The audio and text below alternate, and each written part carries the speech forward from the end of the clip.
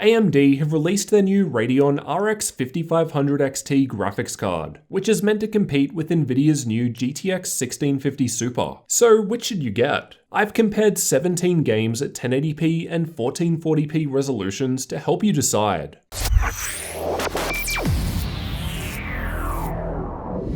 Let's take a look at how the two differ in terms of specs. Note that things like clock speed will vary between specific cards. These are just the reference specs for each. Both have GDDR6 memory, however the RX 5500 XT's has more bandwidth. The RX 5500 XT is also available in either a 4GB or 8GB version. However, for launch day, I was only able to get the 8GB model, so that's what we're looking at here. The MSRP of the Nvidia GTX 1650 is $160 while the Radeon RX 5500 XT is $169 for the 4GB model, or $199 for the 8GB model I'm testing here. For the testing, I'm using the Gigabyte Gaming OC 8GB RX 5500 XT and the MSI Gaming X GTX 1650 Super. Both of these have a small out-of-the-box overclock, so expect slightly different results with different models. The system that I'm testing with has an Intel i7-8700K CPU overclocked to 5GHz on all cores in an MSI Z390 Ace motherboard, along with 16GB of DDR4 3200 CL14 memory and dual channel. You can check the links in the description for details on all of the components as well as for up-to-date pricing. Testing was done with the latest Windows 1909 fully up-to-date and with the latest version of Nvidia and Radeon drivers available at the time of testing. So with all of that out of the way, let's get into the results. Modern Warfare was tested in campaign mode. I've got the 1080p results on the lower half of the graph and the 1440p results towards the upper half. In this test, it's a win for the 5500 XT, which was scoring around 13% higher average FPS over the 1650 Super at both resolutions. It's a different story in control. This time the 1650 Super was coming out ahead of the 5500 XT. In terms of average frame rate, the 1650 Super was 8.3% faster at 1080p and 7.5% ahead at 1440p. Red Dead Redemption 2 was tested using the game's built-in benchmark tool. The 5500 XT was in front again in this title, achieving a 7.5% higher average frame rate at 1080p, increasing to a larger 16% improvement at 1440p. Battlefield 5 was tested in campaign mode and saw the largest difference out of all titles tested. At 1080p, even the 1% low from the 5500 XT was near the average FPS from the 1650 Super, while average FPS was almost 38% ahead. At 1440p, the 5500 XT's 1% low is now comfortably beating the average from the 1650 Super, and the average frame rate is now a massive 46% ahead. Shadow of the Tomb Raider was tested with the game's benchmark tool, and there was far less of a difference between the two in this test. At 1080p, the 5500 XT was just 1 frame ahead, or 1.6%, then 2 frames ahead at 1440p, which equates to almost a 5% boost. Apex Legends was tested with all graphical settings set to maximum, and the performance with this game was the best on the 1650 Super out of all games tested. At 1080p, the 1650 Super was hitting 10% higher average FPS. However, the 1% low was the same. At 1440p, the 1% low on the 1650 Super was now 14% ahead of the 5500 XT, and average FPS saw a larger 20% improvement. Borderlands 3 was tested with the game's benchmark tool, and this was another title that favored the 5500 XT. At both resolutions, even its 1% low result was ahead of the average FPS from the 1650 Super. At 1080p, there was a 27% higher average frame rate with the 5500 XT, rising slightly to a 28% boost at 1440p.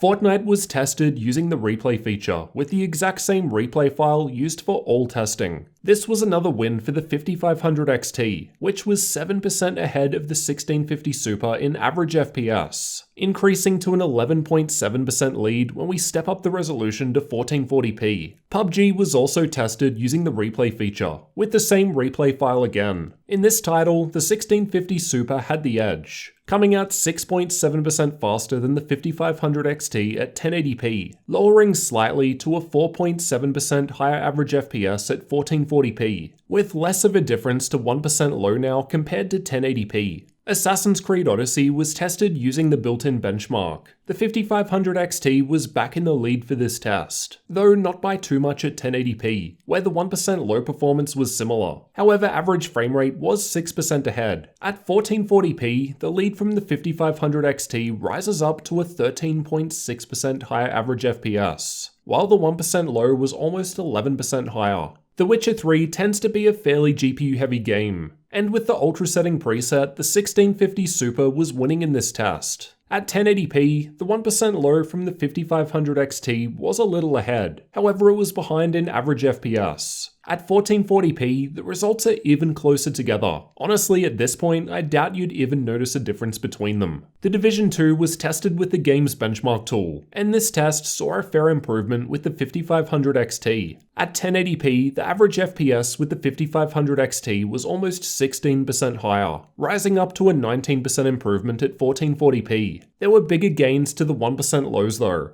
At 1080p, the 5500 XT was 22% higher in that regard, and then 33% higher at 1440p. Ghost Recon Breakpoint was also tested using the built-in benchmark, and the 5500 XT was ahead by a similar margin. 16% higher average FPS at 1080p, but a larger 27% lead at 1440p. Overwatch was tested in the practice range, so while not quite the same as actual gameplay, it allows me to perform the same test pass more accurately, which is ideal for comparison purposes. At 1080p, the 5500 XT was just 4.5% ahead in average FPS, with a slightly higher 6.3% lead at 1440p. Rainbow Six Siege was tested with the game's benchmark tool. The results are pretty close together, but the 1650 Super was ahead in all regards, granted just by a couple of FPS at both 1080p and 1440p resolutions. Strange Brigade was tested using Vulkan and also with the built-in benchmark. The 1650 Super was ahead in this test. There wasn't too much of a difference in terms of average FPS, however the 1650 Super was doing a fair bit better when it came to the 1% low performance. I've tested CSGO with the Uletical FPS benchmark, and the 5500 XT improved things significantly in this test. At 1080p, it was able to offer a 25.7% higher average frame rate, and almost 40% higher average FPS at 1440p. However, there was much less of a difference to 1% low performance comparatively. Over all 17 games tested, the RX 5500 XT 8GB was 7.7% ahead of the GTX 1650 Super at 1080p. As you can see though, it really depends on the specific game. In a few titles, the 1650 Super was ahead, like Apex and Control. However, in the majority, the 5500 XT was in the lead. Some of the wins with the 5500 XT were quite large. Battlefield 5 in particular was well ahead with almost a 38% higher average frame rate. At 1440p, the average improvement seen with the 5500 XT increases to 11%. While neither of these are really meant for 1440p gaming, it should still be possible at lower setting levels. I've intentionally tested with higher settings which tend to be more GPU bound,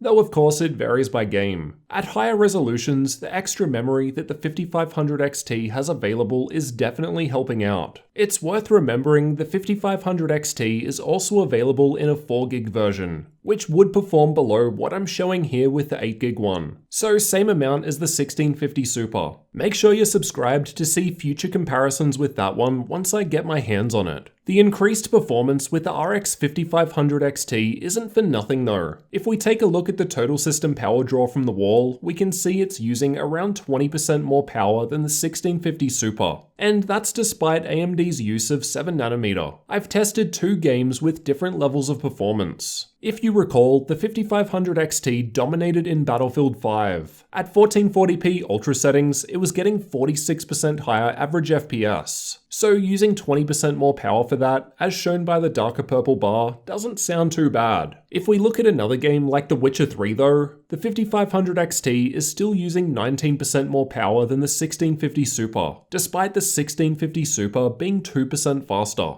As both cards have different cooling solutions, I haven't looked at thermals, as it would be less of a fair comparison. Now for the final difference, the price. You can find updated prices linked in the description. At the time of recording, the 1650 Super goes for $160 or less than $5 more for the specific MSI Gaming X I've tested with here. I'm not exactly sure of the price of the Gigabyte 5500 XT I'm testing with here as it's not out yet, but they should start at $199 for the 8GB model. So even best case, that's 21% more money for the 8GB 5500 XT. In my opinion, this seems a little hard to justify, at least in a general sense, as you need to pay 21% more money for under an 8% on average performance boost. Depending on the specific game, it could be a great deal though. Games like Battlefield 5 saw big improvements with the 8GB 5500 XT, where there was almost a 38% higher average frame rate for 21% more cost. So not a bad trade-off there.